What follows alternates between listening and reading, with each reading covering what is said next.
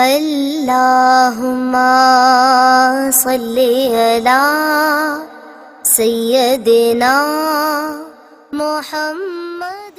بسم اللہ الرحمن الرحیم۔ اس دنیا میں اللہ تبارک و تعالیٰ نے تقریباً 1.25 لاکھ انبیاء علیہ السلام بھیجے ہیں۔ اس وقت کسی بھی نبی کی سوائے نبی کریم صلی اللہ علیہ وسلم کے پوری زندگی محفوظ نہیں ہے۔ حضرت موسیٰ علیہ السلام کی اس دنیا کی زندگی یہودی 120 سال بتلاتے ہیں۔ حضرت موسیٰ علیہ السلام کی زندگی کے صرف 2 پہلو ہمیں ملتے ہیں، ان کی تعلیمات ملتی ہیں، ان کی تفصیلات ملتی ہیں، باقی تفصیلات نہیں ملتی۔ ایک تو یہ کہ بنی اسرائیل سے جو ان کی گفتگو ہوئی، معاملات تھے، وہ ملتے ہیں۔ نمبر 2، وقت کے حکمرانوں سے ان کے بات کرنے کا انداز اور طریقہ اور معاملات ملتے ہیں کہ فرعون کے پاس گئے، جا کر انہوں نے کیا بات کی، کس انداز سے کی ہے۔ قرآن کریم میں موسیٰ علیہ السلام کے حکمرانوں سے ملنے کے واقعات بہت سی صورتوں میں مذکور ہیں۔ تفصیلی حالات و واقعات سورۃ طٰہٰ میں ہیں، تو اس میں اس وقت ملتا ہے اللہ تبارک و تعالیٰ نے موسیٰ اور ہارون علیہ السلام کو بھیجا فرعون کے پاس، فرمایا فَقُولَا لَهُ قَوْلًا لَيِّنًا، تم جا کر اسے نرمی سے بات کرنا، لَعَلَّهُ يَتَذَكَّرُ أَوْ يَخْشَىٰ، تاکہ وہ نصیحت حاصل کرے اور اس کے دل میں ان باتوں سے اللہ کا ڈر خوف پیدا ہو سکے۔ بنی اسرائیل سے جو بات چیت ہوئی وہ ملتی ہے ہمیں۔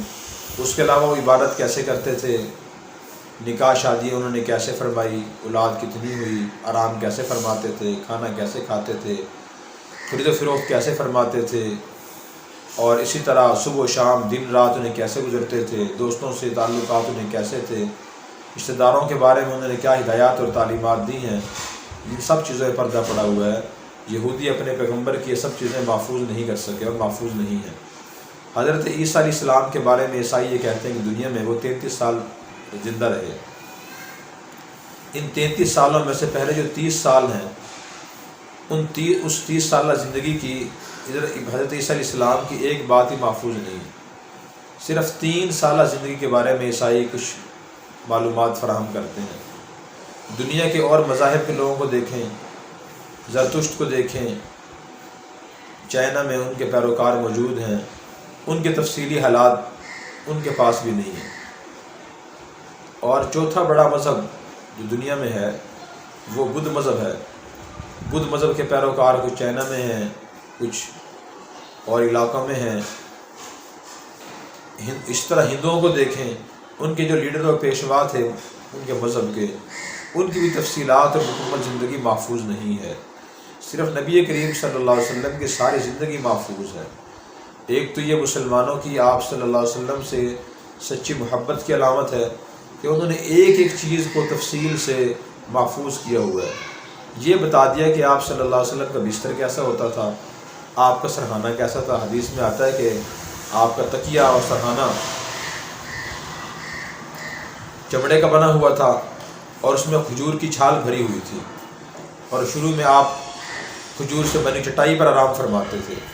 گرمی کے موسم میں جب آپ آرام فرماتے اور قمیض مبارک یا کرتا مبارک آپ نے اتارا ہوا ہوتا، اس چٹائی کے نشان آپ کے جسم پر پڑ جایا کرتے تھے۔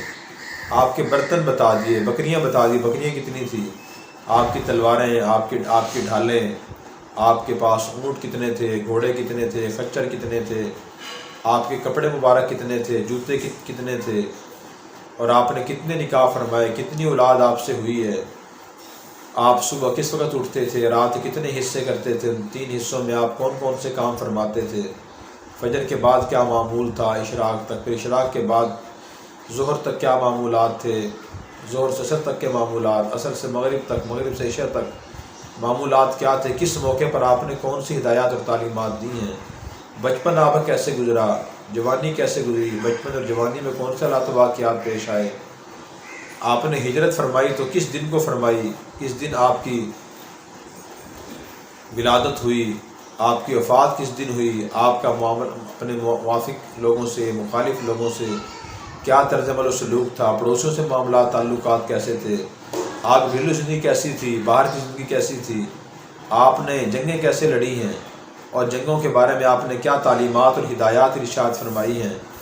اسی طرح آپ نے اپنے مخالفین سے جو معاہدے کیے، جو صلح کی ہیں، ان صلحوں کی نوعیت کیا تھی، معاہدے کس نوعیت سے کیے۔ میثاق مدینہ آپ نے فرمایا جب مدینہ تشریف لائے یہودیوں سے طویل معاہدہ فرمایا، اور صلح حدیبیہ آپ نے فرمائی مشرکین مکہ سے، اس کی دفعات کیا تھی۔ ساری زندگی آپ صلی اللہ علیہ وسلم کی محفوظ ہے، اور محفوظ کرنے کے بعد پھر اللہ نے فرمایا لقد کان لکم فی رسول اللہ اسوۃ حسنہ، یقیناً تمہارے لیے اللہ کے رسول کی زندگی میں بہترین نمونہ ہے، ہر شخص کے لیے نمونہ ہے، شوہر کے لیے نمونہ، باپ کے لیے نمونہ، بیٹے کے لیے نمونہ، اور ایک استاد کے لیے نمونہ، ایک شہری کی حیثیت سے ایک شہری کے لیے نمونہ، سپہ سالار، جرنیل اور قائد اور بادشاہ کے لیے نمونہ، امام کے لیے نمونہ، تو مفکر اور دانشور کے لیے آپ نمونہ ہیں، سب کے لیے آپ نمونہ ہیں۔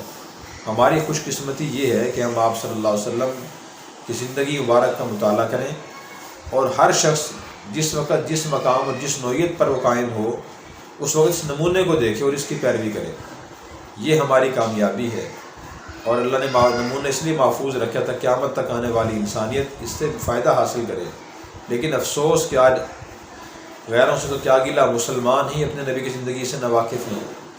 روزانہ ہم جو 5 وقت نماز پڑھتے ہیں، اور حضور نے فرمایا صلو کما رأیتمونی اصلی، جیسے میں نماز پڑھ رہا ہوں تو مجھے نماز پڑھتا ہوا دیکھتے ہو، اس طرح نماز پڑھو۔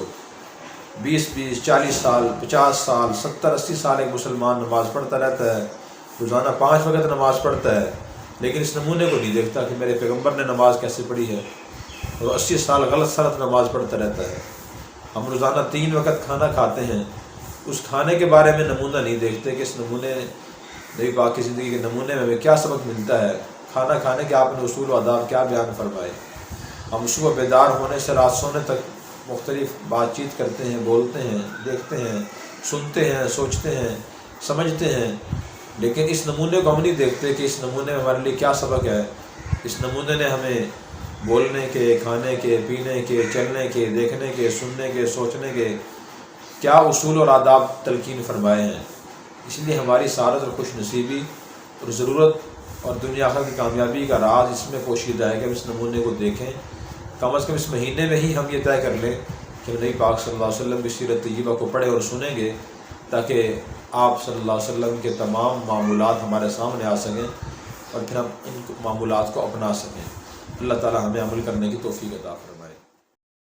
Subscribe now and press the bell icon. Never miss an update.